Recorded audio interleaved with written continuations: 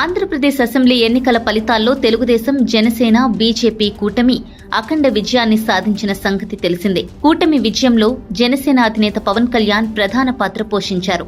కాగా ఎన్డీఏ సమావేశంలో పాల్గొనేందుకు తన భార్య అన్నా లెజెనోవా, కుమారుడు అకీరానందన్తో కలిసి పవన్ కళ్యాణ్ ఢిల్లీ వెళ్లారు. ప్రధాని నివాసంలో నరేంద్ర మోదీని కలుసుకున్నారు. ఈ సందర్భంగా పవన్ తన కుమారుడు అకీరానందన్ను మోదీకి పరిచయం చేశారు. అకీరా కూడా ప్రధానికి చేతులు జోడించి నమస్కరించాడు.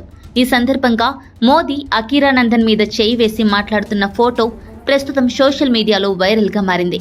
2014లో జనసేనను స్థాపించారు పవన్ కళ్యాణ్. 2019లో మొదటిసారి ప్రత్యక్ష ఎన్నికలకు వెళ్లారు.